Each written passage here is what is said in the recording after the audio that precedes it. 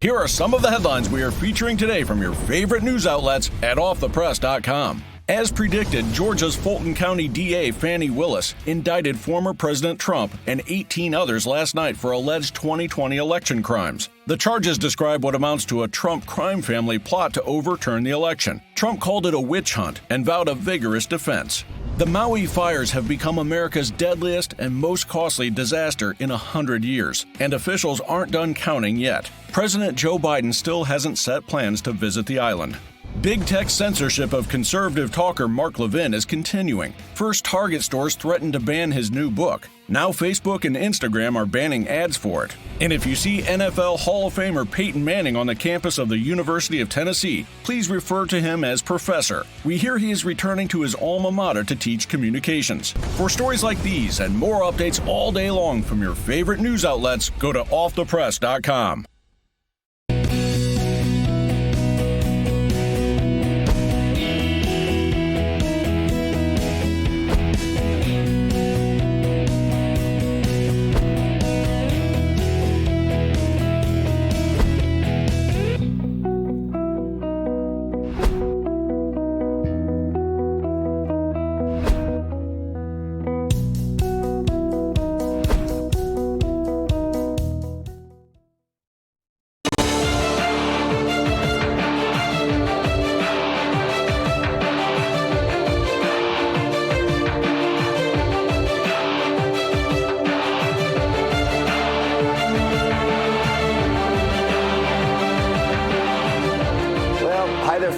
Welcome to Stinchfield. This latest indictment out of Georgia isn't just an attack on President Trump and those around him. It is most certainly an attack on free speech, but not just any free speech. It's an attack on anyone who dares to contradict the Democrats, who dares to question the left's self-declared truths that are nearly in every case not truths at all. See, this 95-page indictment, a RICO case, racketeering, normally reserved for the mob, is about the radical left making criminals out of those who dare to contradict them, felons out of anyone who dares to ask questions. Yet the real mob are the very prosecutors colluding with each other to take down the greatest president this nation has ever seen. They are the ones that should be charged with a RICO case, and the media, including Fox News in some instances, is asking if this indictment is a big threat to President Trump. His attorney, Alina Habba, reacted to that. We do not agree that it is a perilous threat because we actually have inside information. So when somebody is given a report, and he has reports that show that there was interference, and you could be advised by one lawyer that says, oh, I don't think so, and you could have another lawyer that says, no, I do think so, and here's some reports, and we know that there were issues in Fulton County. It's a shame she even has to explain it. Shouldn't have to. See, what the Democrats are doing right now, it's a playbook. It's a straight out of the playbook the radicals have all used before. Just look at COVID-19. You question the vaccine, you're an enemy of the state. You come up with an alternative and even better treatments, you're deemed a dangerous quack. They fire you. They pull your license. Some cases, they even imprison you. How dare anyone push back against the left's ultimate quest for power? And that quest for power doesn't get any more deranged than trying to rig and steal an election. That is what happened in 2020. Thanks to mail-in ballots, drop boxes, and the left's failure to investigate any claims of irregularities. So this latest indictment is what we get. An attempt to criminalize free speech, criminalize legal maneuvering, criminalize advice from your lawyer, criminalize governing you don't agree with, criminalize any search for the truth.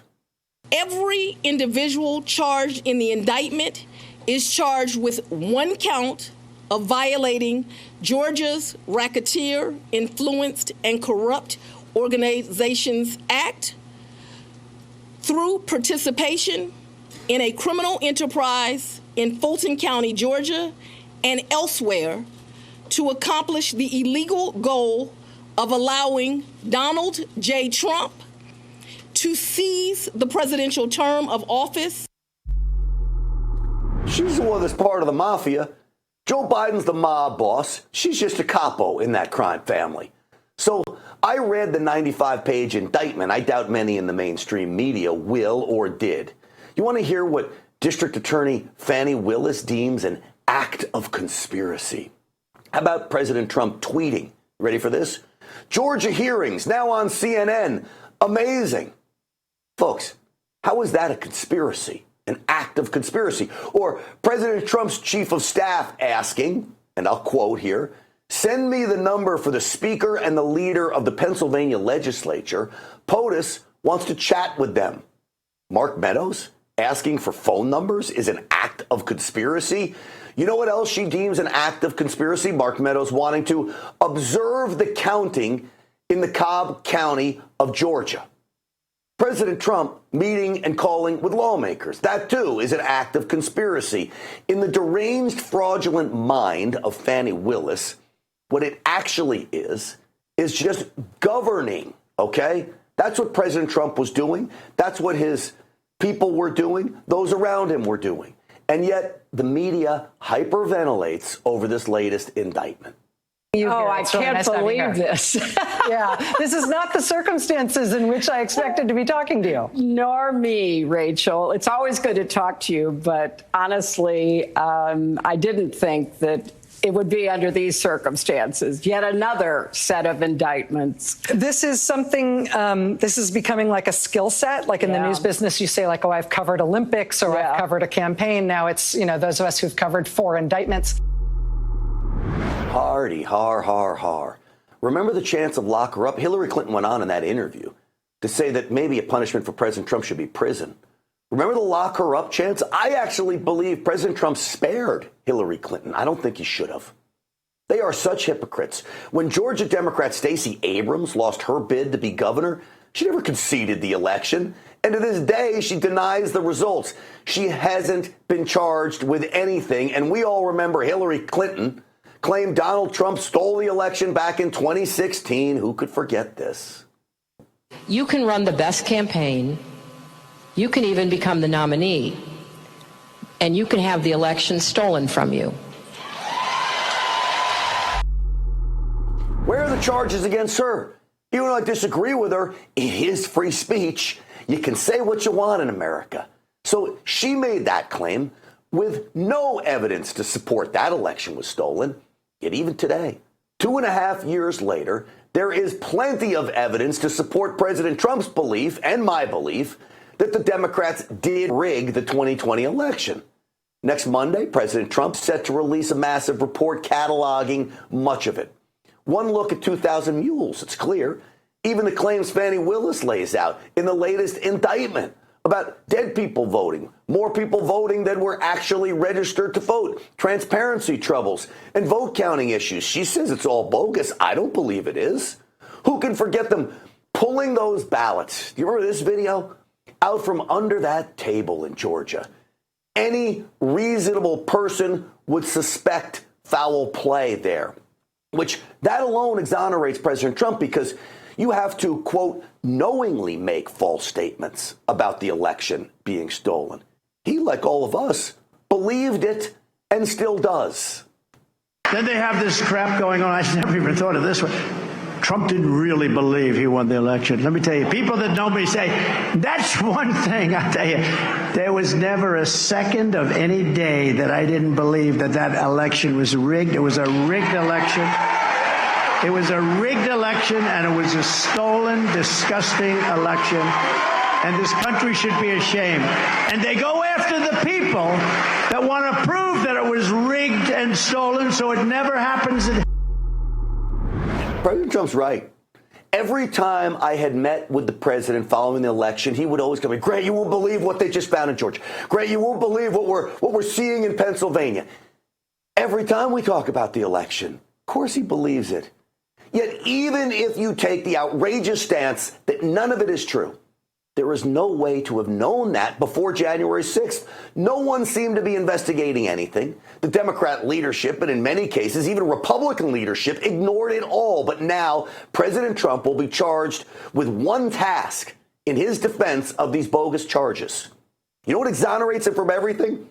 Prove the election was rigged. Now he can go into every county in Georgia, inspect the voter rolls, find the dead people, signature verify, look at surveillance photos.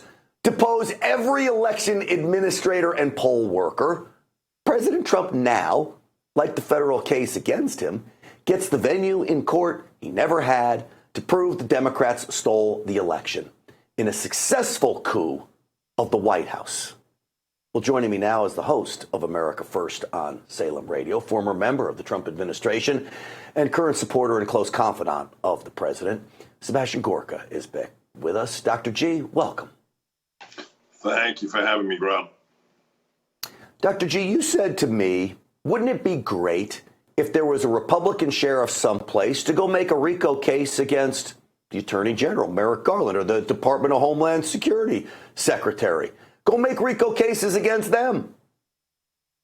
Yeah, we've got 330 million people in America. Can we just find, in the spirit of the U.S. Constitution and rule of law and Lady Justice being blindfold, just one sheriff, one Republican DA, or how about this, one state attorney general who will charge and arrest actual criminals like Alejandro Mayorkas, who is now allowing 6,000 illegals across our border every single day, who is aiding and abetting in the cartels making billions of dollars out of smuggling fentanyl, weapons, and human beings into the United States. Or maybe arrest Merrick Garland, an individual who has weaponized the FBI, not only to raid the president's private home in Mar-a-Lago, but to arrest pro-life preachers in Philadelphia in front of their 7 children, or, use the FBI to spy on innocent parents at school board meetings. Can we find one person with testicular fortitude in America to actually arrest real criminals, unlike innocent people like President Trump and the other 18 people who are indicted yesterday?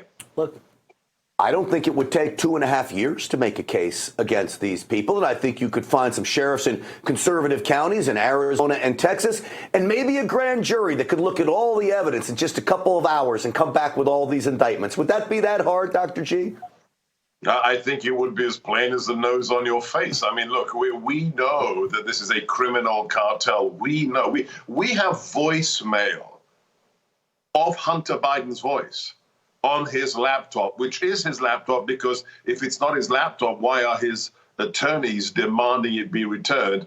And there's voicemail in Hunter's voice where he says, and I'll edit it for your listeners to, comply with broadcasting regulations in America, where he says, I'm in business with the effing chief spy of China. That's communist China, by the way. So the son of the current incumbent of the White House is boasting on a phone call that he's in business, not just with dodgy Russians and Ukrainians and Romanians, but with the chief spy of our number one threat, the biggest communist nation in the world, and nobody's arrested Hunter Biden. Grant, the GOP doesn't have the testicular fortitude to even subpoena Hunter Biden. We're 7 months into this new speakership. How is he not being subpoenaed? Yeah, it's a question I've asked of Jim Jordan on many occasions and others. When is that going to happen? I'm told it will. But like everything else with the GOP, we continue to wait. We don't have time to wait anymore. We've got to go on the offensive. We've got to do something about it, because right now, President Trump, though he's skyrocketing in the polls, I would rather have him not have to worry about all this other nonsense so he can just focus about campaigning, no matter how much it helps him in the race. Yeah, look, let's remind everybody what the First Amendment actually says. It doesn't just, everybody says freedom of speech, freedom of speech. Yeah, freedom of speech is part of it.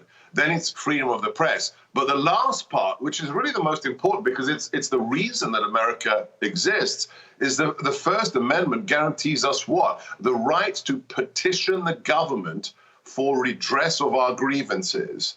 Wanting to have verified signatures on ballots is a grievance, and you can petition the government of Georgia or Pennsylvania, of any state you wish, to make sure we have transparent elections and that dead people aren't voting. So this goes back to 1776.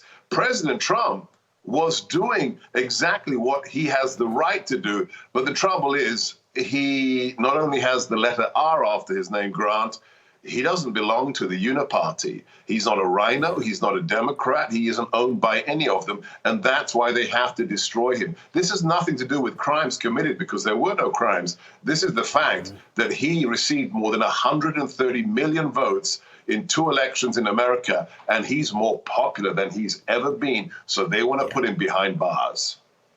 I agree. He's in the best shape that he's ever been when it comes to an election right now. With all of this happening, the Democrats think the opposite would happen, but clearly it's not. Let me run a soundbite for you. This is Fulton County Sheriff Patrick Labat, who was instrumental in getting these charges filed. I just want you to listen to what they're really after here. Roll cut 10.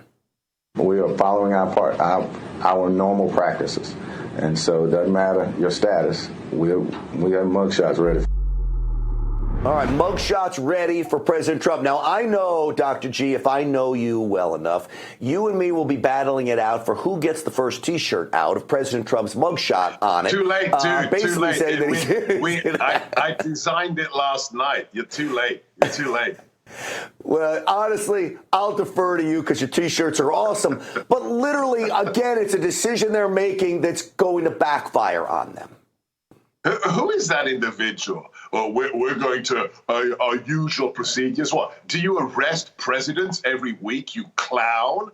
You arrogant piece of human excrement? You're a political hack. Normal procedures. So in New York City that has 40,000 cops, they don't have to do a mugshot. That's the biggest police force in the world. But no. Some little jackass in Georgia says we're going to mugshot him. What else are you going to do? You're going to put him in an orange jumpsuit? Do it. Bring it. Because then he will win. He will crush it. He will get the middle. He will get independents. He will get people who voted for Biden to say, what, excuse me? That man's a former president. What are you doing? So that clown should do it, because he'll probably get President Trump elected in a margin that no president has ever seen or will likely ever see. Well, what a great place to leave it right there. I agree 100%. Dr. Sebastian Gorka, as always, it's great to see you. I appreciate you sharing some time tonight. God bless you and the viewers. Thank you, Brett. Absolutely. Thank you, too. You can find him, America First, on Salem Radio. Love his program. All right, folks, listen. We got a battle. Coming up next, this latest Trump indictment. Is it even legal? We're going to break that down, the legal aspects of all of this. We know it's not, but we'll go through it next.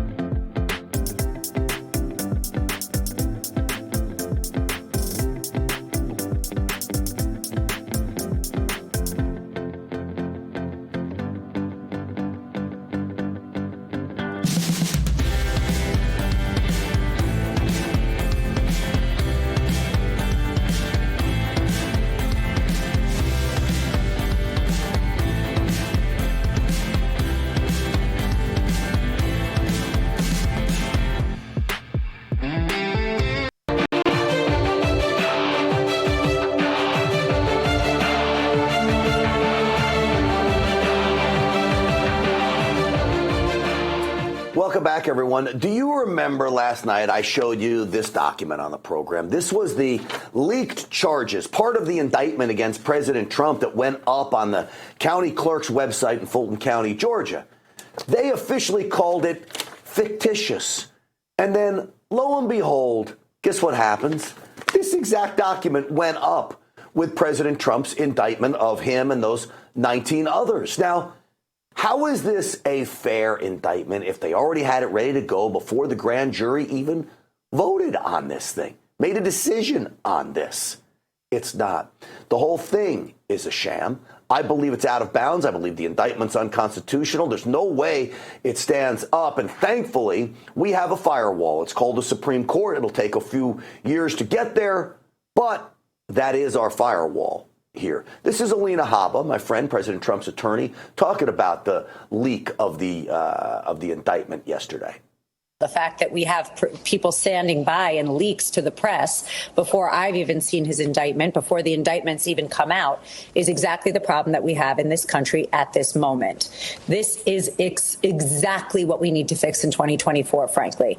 We have somebody who questioned the integrity of the election, questioned whether there was any problems with the election, which we've seen come out. There have been problems, and now he's being allegedly criminally charged, and the press is in a courtroom waiting, but his attorneys are sitting on Fox News with no knowledge.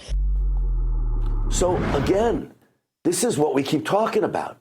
You question the outcome of an election. You question the narrative of the Democrats. They will charge you criminally. There's never been a case for this. Now, I want to remind you that Alan Dershowitz, the great legal mind, the professor, as I call him, from Harvard, worked on Al Gore's case back when they were fighting over Chads in Florida and counting votes there against that contested election against George W. Bush. Do you know Alan Dershowitz says they were doing the same thing in Florida, looking for votes? They didn't charge him. They didn't charge Al Gore. I'm sure George Bush was doing the same thing. This is Alan Dershowitz cut two on what President Trump is up against. Going after the man running for president against your person, you have to have the strongest case. Otherwise, it becomes a banana republic. Anybody can prosecute anybody.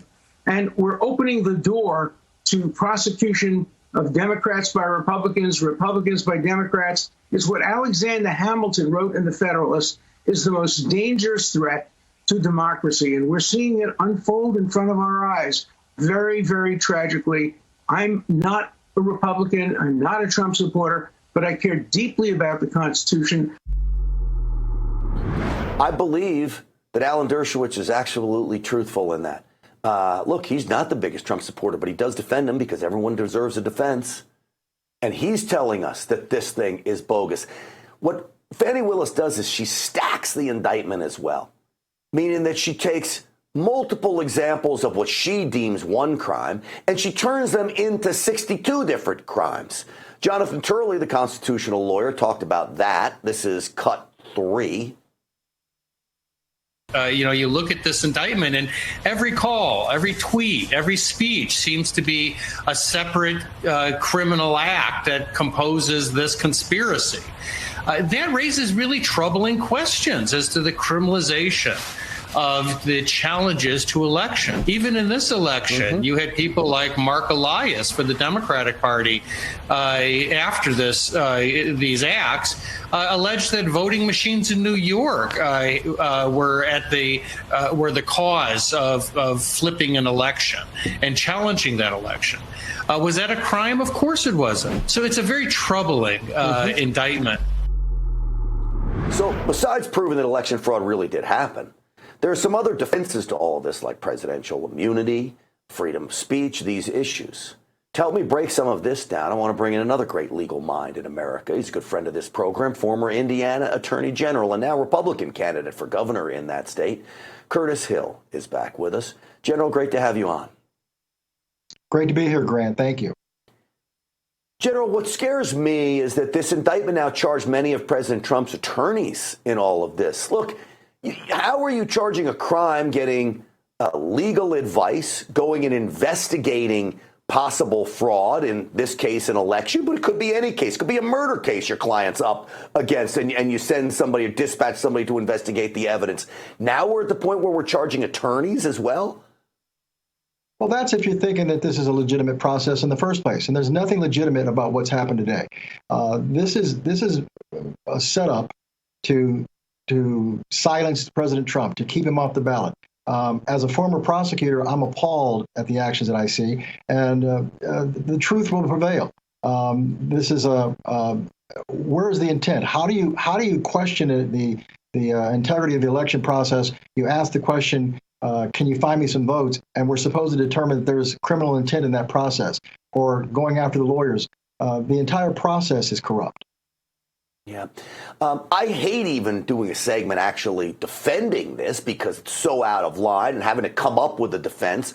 But I want to read just the beginning part of Georgia's false statements code, which he was charged under. Making false statements would somehow change a member of the government or agency's mind about something. It reads, a person who knowingly and willfully falsifies, conceals, or covers up by any trick, scheme, and it goes on.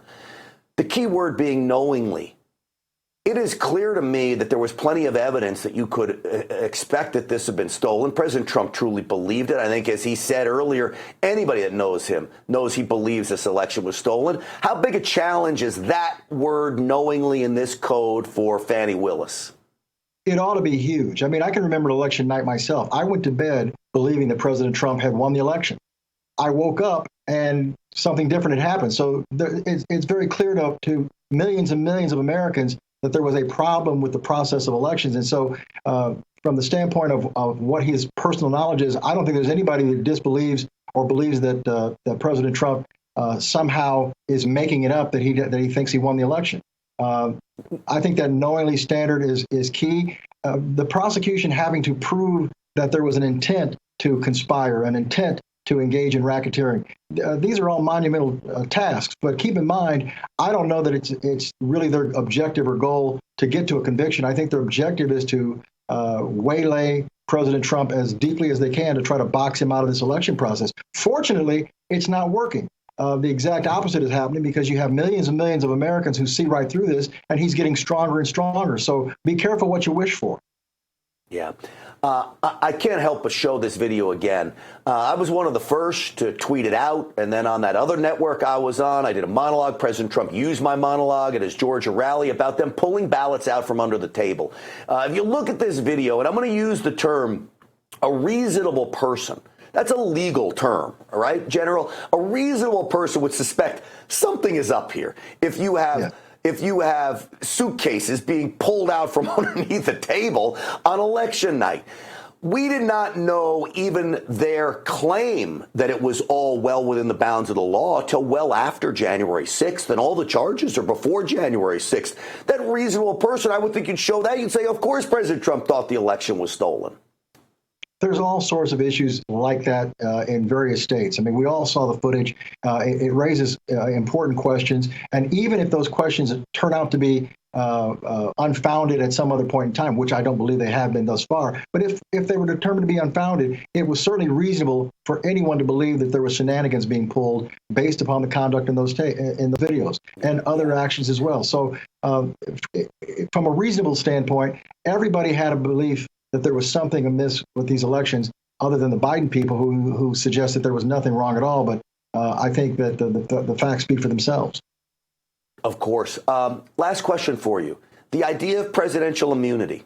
Again, all of the things that she accuses President Trump of doing, whether you believe them or not, happened before he was out of office. It all happened before Joe Biden was sworn in. Does presidential immunity, should it come into play here? Does it come into play here? And why are so many of these prosecutors ignoring it? Well, I certainly think it should be something to be considered because he was president at the time. What we really have to look at is the legitimacy of these actions at all. To come up with a legitimate defense almost begs the question of that this was a correct action in the first place. There's nothing correct about these indictments. This is a sham. This is a show. There's been no doubt in my mind that we were going to see this day come. There's no question that Georgia was going to indict. This is almost as bad as the Manhattan indictments over the Stormy Daniels case. It's gotten to the point of ridiculous. And the good news is that the American people are not tolerating it.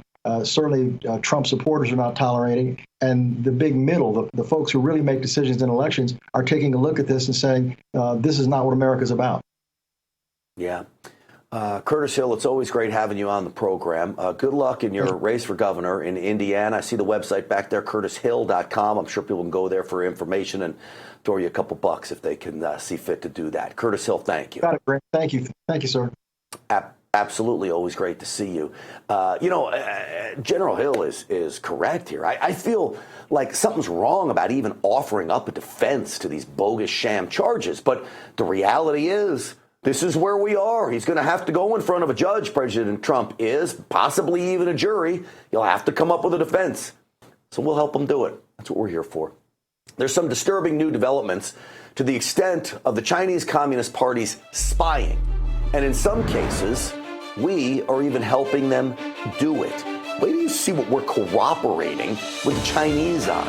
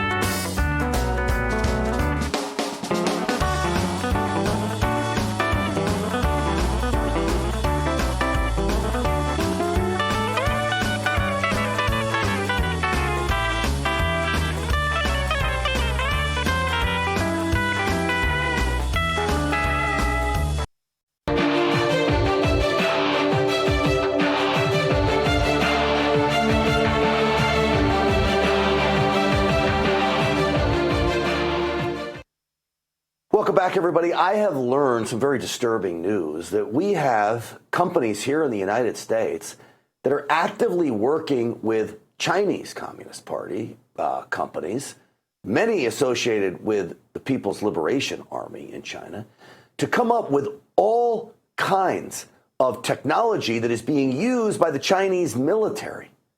It is insane to me. If we could go to the graph, cut one, of just how prolific this is, and if you look and see here of when this took place, let's go full on this.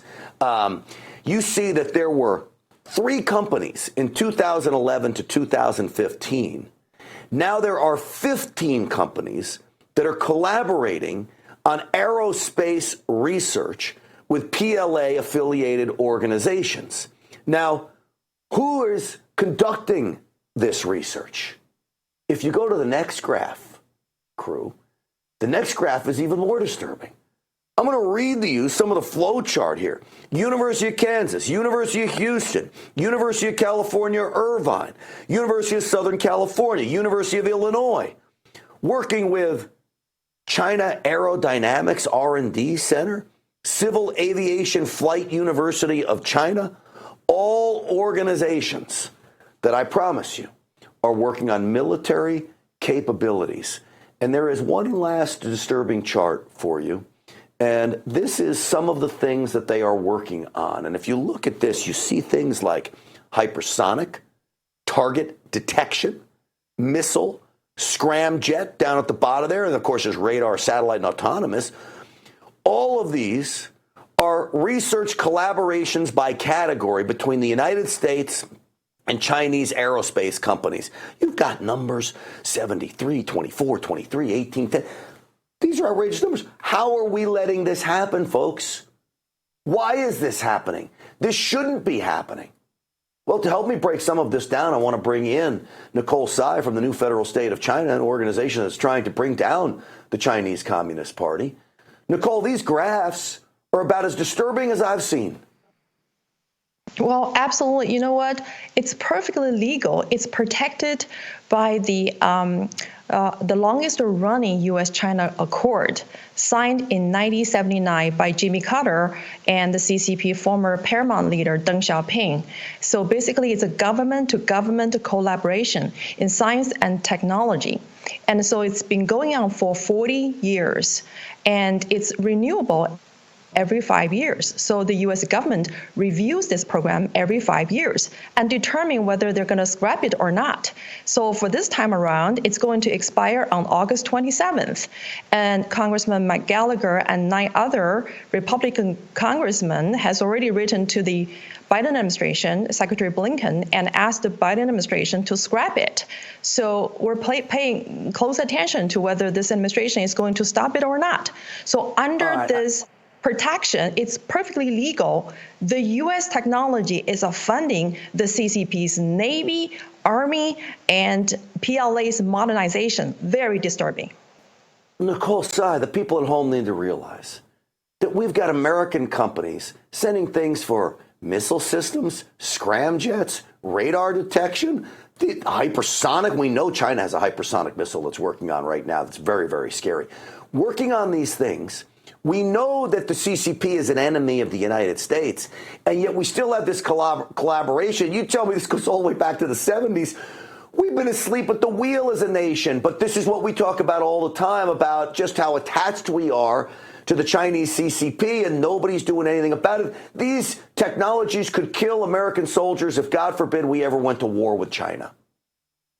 Well, absolutely. You know what? According to the RAND report, which is sponsored by the Office of the Secretary of the Defense Department, I mean, U.S. is the largest source of the CCP's technology to be used for their military modernization, and especially the U.S. Navy and U.S. Army. Their technology is the most highly utilized by the CCP.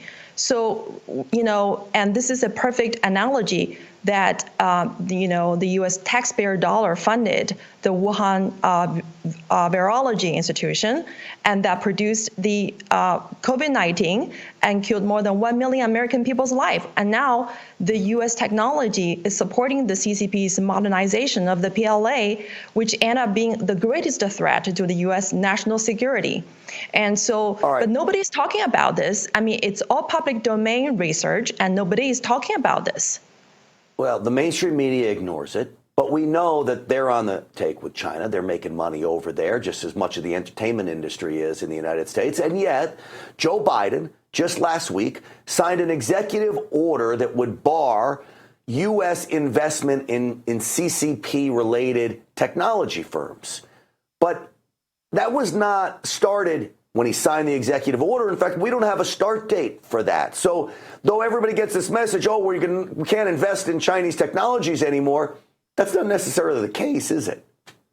No, that's not the case because there's no effective date and there's no legislation to restrict any outflow investment into the CCP companies, especially in semiconductor, quantum computing, and AI, because it takes months for the Department of Treasury to start the rulemaking process because they first need to gather the public comment on about 80 plus questions, and then they will start scoping the project. So it will take forever for this legislation to come into effect.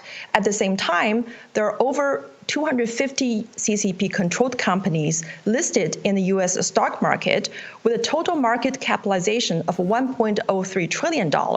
And the Defense Department has found that more than 44 companies, the CCP military-controlled companies with over 1,000 subsidiaries, have been receiving the U.S. pension fund, public pension fund, and insurance company and banks. So U.S. taxpayer dollars are funding the CCP military-controlled companies, and nobody's doing anything to stop it. And this legislation is not going to stop that.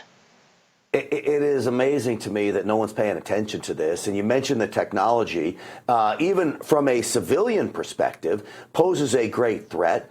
I saw a report on the BBC that you tipped me off to, talking about Chinese technology in cameras, that now they can go in and spy. Now, this was spying on government buildings in Great Britain, but there's no reason why I wouldn't think they could do it here. Let's roll that clip.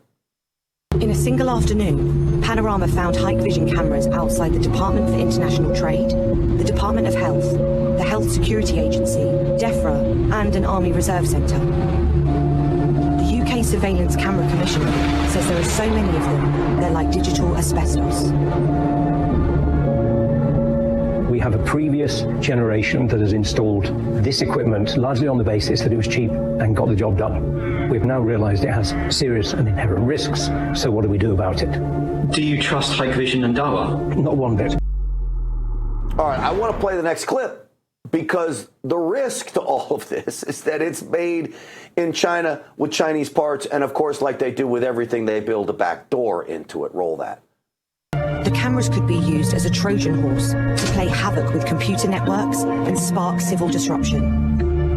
If you look at all our critical national infrastructure, all things that keep us going, so access to transport, fresh water, fresh food, power, all those things rely very heavily on remote surveillance. So if you have an ability to interfere with that, you can create mayhem cheaply and remotely. Hackers showed how they could hack into it. Many believe China has the ability to access that. I would imagine there's Chinese cameras all across America, Nicole. And mind you, and these all like spyware and surveillance program is all enabled by the U.S. technology. And so the CCP's infiltration has permeated almost every aspect of the Western society, ranging from the smartphone, elevator, to be used in the hotel, and even apps like TikTok. I mean, everywhere CCP is spying on the global consumers, and especially America is the biggest target. And so I think this sends a very alarming message to the American people that we, the people, are sending our hard-earned taxpayer dollars and pension fund to fund the CCP's modernization of the spyware and surveillance program. So we're selling them the ropes that is going to hand ourselves. Very disturbing, and so we're asking this administration to do something about that, because Mao Squad, the leader and founder of our movement, has been warning the Western society for over the last 6 years, but nobody is paying attention. And now we have to live this consequence if we don't cut off the ties with the CCP technologically and financially. Well, Nicole Tsai, I can tell you this. Stinchfield's Army is paying attention, and we are paying attention right here on Stinchfield, and this network is paying attention. But you're right. The mainstream media isn't. Our lawmakers aren't. But that's where the new federal state of China comes in, and I appreciate the work you're doing to sound the alarm bells. Nicole Tsai, thank you as always. And thank you for having us. Thank you. Absolutely. Look, folks, we know that China has Chinese parts in our electricity grid. There's many people that believe they could literally flip a switch and shut down many of these transformers because of the back doors built. They found back doors built into our transformer systems, many of them here in the United States. Frightening, and yet it doesn't seem like America is doing enough to protect all of us from these threats. All right, could a religious revival happen in modern America? We need one. I tell you, I believe we're under a satanic attack right now. There's one group trying to make that happen by reminding everyone of the 10 Commandments. That is next.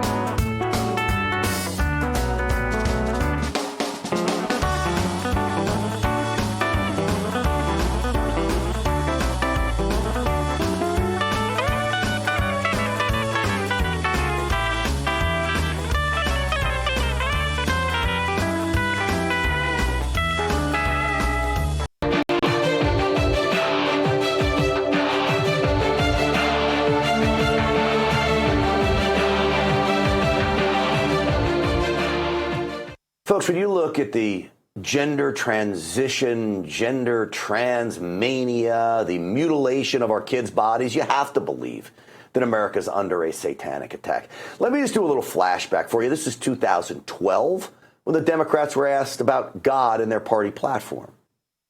As an ordained United Methodist minister, I am here to attest and affirm that our faith and belief in God is central to the American story and informs the values we've expressed in our party's platform. All those delegates in favor say aye.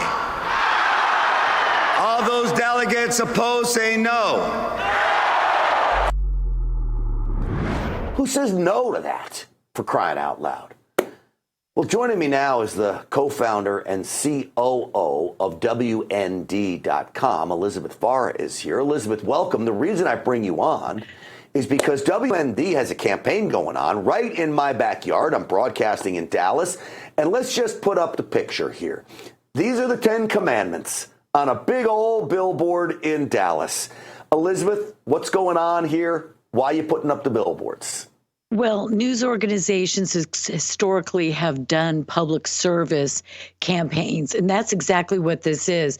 But instead of climate change or some ridiculous thing like that, we believe that the greatest internal threat to the United States of America is our abandonment of God and his commandments. And so as a news organization, we believe it's responsible for us, like older news organizations 100 years ago, 50 years ago would have done, and that is advocate for obedience to God's commandments. And we believe that this country's destruction, self-destruction, is because we've turned from God. And this is about individuals, it's about families and communities, but it's about our nation. And on the billboard, I put, "Blessed is the nation whose God is the Lord," and that is truth. And by your Democrat National Committee clip you just showed, obviously we're abandoning our Lord. Obviously we are. So let me just trigger some of those Democrats there by reading off a few of these 10 commandments. You shall have no other gods before me. That's the first. You shall not make idols. You shall not take the name of the Lord your God in vain. Remember the Sabbath day to keep it holy. Honor your father and your mother. I need to remember that one more often. You shall not murder. You shall not commit adultery. You shall not steal. You shall not bear false witness against your neighbor, and you shall not covet. All great advice that the nation could really use a little reminder on, Elizabeth. And it's not advice. What it is, as you know, but it's a command, but it's a blessing. If in America today, the vast majority of Americans believed, accepted, and obeyed the 10 Commandments, your neighbor would not be coveting your wife or your property. The murder would decrease. Parents would be honored. Charitable giving. People would love their neighbor as thyself. Jesus said that the first and the second great commandments are love thy neighbor, love the Lord thy God with all thy heart, etc., and love thy neighbor as thyself. And he said that those were the summation of the law and the prophets. But we've forgotten that. We have forgotten it, and we need no more proof than what you started off with. When we are removing body parts from little boys and girls, we don't have to say anymore. We don't have to prove our point. It's done for us. We've lost it. We've lost it. That's absolutely true. You know, but we did this 10 years ago. I'm sorry. Go ahead. Well, you know, I was saying it's great what you corrected me, because I said, hey, it's great advice just off the cuff. But it's not advice. It actually is a commandment. You must live this way. Right. This is how you must. Now, we all make mistakes. We all sin. That's a part of life. And you ask for forgiveness and you try to do better. But this is the commandment of how to live. You know, WND, I've got to believe, with everything going on, with the censorship, with it can't be easy just to find extra money to go throwing billboards up. No. I ran for Congress. I know how much billboards cost in major markets like Dallas. This is really pretty something else that you guys are doing this at sacrifice. Well, what we're asking people to do is join with us. We can actually target a particular city, your city, and we have, say, one woman who I believe is in Ohio, who says, I will contribute to a campaign. Let's get a few more Ohioans, or, you know, Colombians. Anyway, you know what I'm saying. Let's get a group together and do a campaign. So we can do this. We could do this across the country. We had like 4 or 5 billboards up in Las Vegas, Nevada in 2013 when we did our first campaign on this. If you go to the10commandments.com, you can send us message. You can do a one-time gift or an ongoing gift, and you can sponsor your own community. We we would really like this to go nationwide. They took, I'd say by force, the 10 Commandments out of every school in this nation and out of the courts. But it's better that we put them back on highways where tens and tens of thousands of people drive by every day. We know that they are trying to take God out of every part of our life. That is the goal of the left, because if we have faith in a higher power, we don't have to have faith in their rule and their government. And so that's what they're so afraid of. The10commandments.com. That's the website I want people to go to. And, of course, WND.com as well. Great site. And everybody that works over there, love it. Elizabeth Farah, thank you for coming on and sharing this story with us. Thanks, Grant. You have a great evening. Absolutely. You too. All right, folks, as you know, our world can change at literally a moment's notice. We're constantly on the brink of economic collapse. It's scary, but if you don't think you need emergency food right now, wait a day and then see what happens. Just don't wait too long, because as I speak, preparewithrav.com is offering a huge discount on their best-selling 3-month emergency food kit. For a limited time, you'll save 25% per kit. That's the biggest discount they offer, but it doesn't come along every day, and it won't last long. So do yourself a favor. Go grab your 25% discount on each 3-month emergency food kit you need. It includes delicious breakfast, lunches, dinner, snacks, and more, providing over 2,000 calories a day. Get at least 1 kit per person in your family. Grab your 25% discount today before this offer expires and get fast, free shipping too. Go to preparewithrav.com or you may regret it. Preparewithrav.com. All right, another embarrassing moment for Joe Biden, who didn't show up to a speech when he was introduced. We'll show you that.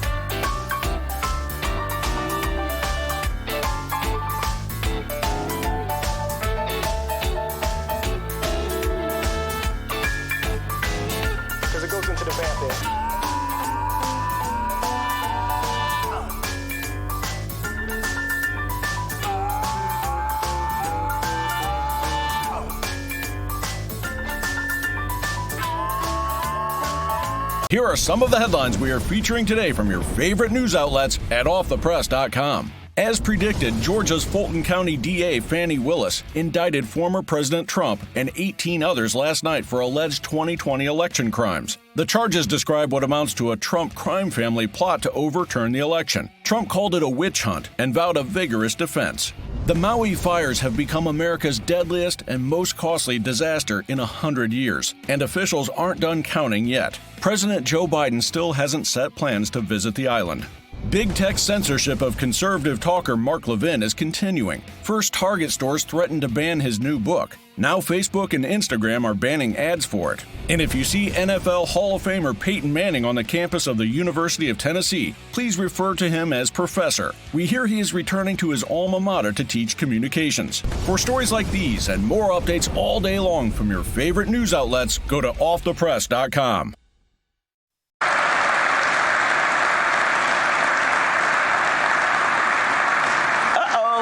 Joe Biden? Where is he? Well, come on, Joe. I'm a little underwhelmed, aren't you all? I think I messed up. I have been for 2.5 years underwhelmed. Joe Biden doesn't show up to his speech. I guess he was there. He was lost on his way back from the nursing home. Check this out real quick, though, by the way, folks. You see this? This is a book that is out on Amazon, Fire and Fury, the true story of the 2023 Maui fire and its implications for climate change. Never let a good crisis go to waste for those on the left. Unbelievable. That's on Amazon, out already. It's going to do it for us. Stinchfield's Army rolls. We'll see you back here tomorrow night.